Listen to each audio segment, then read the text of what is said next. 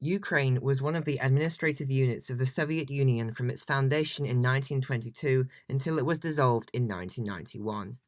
After this, Ukraine became an independent state, a country in its own right, which is now controlled by a unitary semi-presidential republic with Volodymyr Zelenskyy as president since 2019.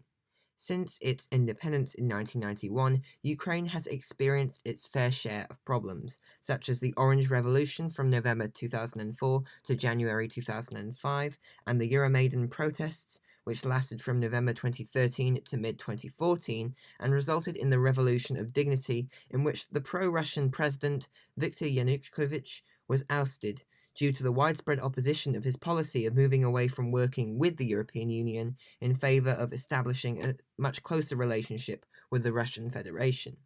After Yanukovych was ousted, the Russian President Putin began planning for the annexation of Crimea, and this is where the Russo-Ukrainian War begins.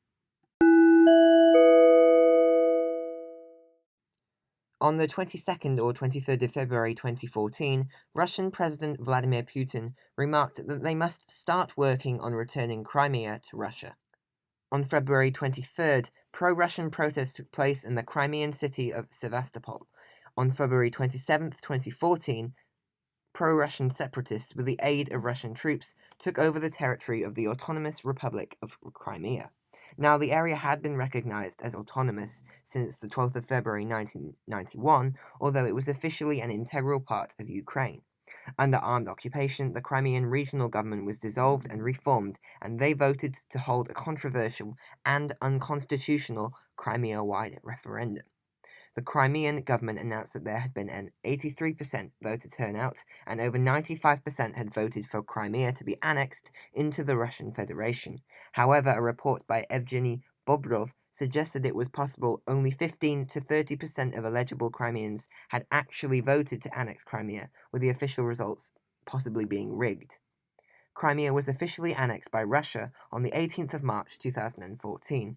Although Russia and 17 other UN member states recognize Crimea as part of the Russian Federation, Ukraine continues to claim Crimea as its own, and they are supported by the majority of foreign governments around the world, including the United Nations General Assembly under Resolution 68-262. Separately, there has been conflict in the Donbas region of Ukraine since the beginning of March 2014, when pro-Russian anti-government separatist groups called for a referendum like that in Crimea.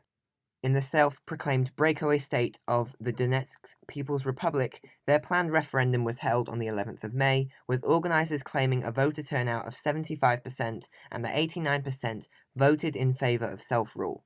Their first head of state was Alexander Zakharchenko, serving from November 4, 2014 until he was killed by a bomb on the 31st of August 2018, and this incident was blamed on Ukraine by both the DPR and Russia. The current head of state is Denis Pushilin since the 7th of September 2018. Along with Crimea, Ukraine considers Donetsk to be a temporarily occupied territory of Ukraine as a result of Russian military intervention.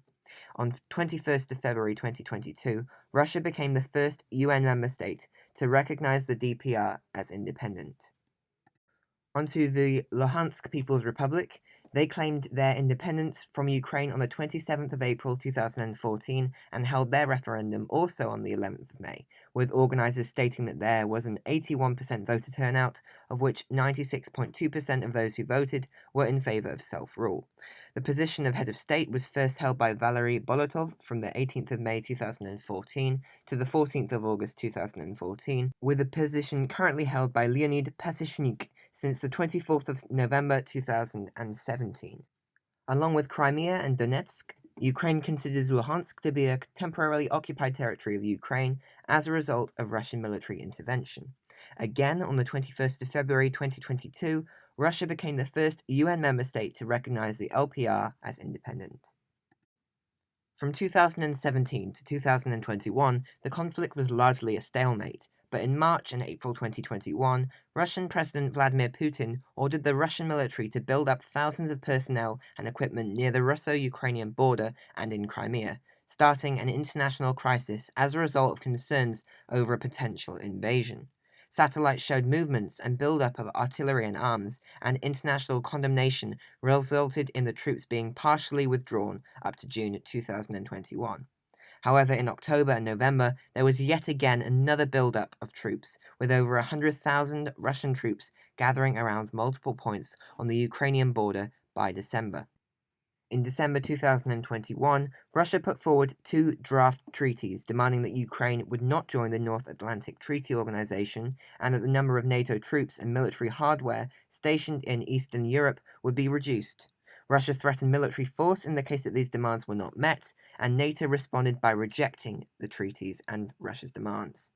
NATO and countries such as Britain, Canada, Denmark, Estonia, Latvia, Lithuania, the Netherlands, Poland, Spain, and the USA began to send more troops to Eastern Europe and supply Ukraine with military and weaponry supplies. Fighting in the Donbas region escalated significantly from the 17th of February 2022, and after recognizing the independence of the 2 breakaway states, President Putin ordered additional Russian troops to enter Donbas in what he called a peacekeeping mission, although it declared an invasion by foreign countries such as the USA. In response, Western countries began imposing economic sanctions on Russia. On the 23rd of February, Ukrainian President Volodymyr Zelenskyy declared martial law under a state of emergency with support from the Ukrainian parliament. In Moscow at around 4 in the morning, President Putin announced the commencement of a special military operation in the Donbas region of Ukraine, with explosions and bombings taking place all across Ukraine.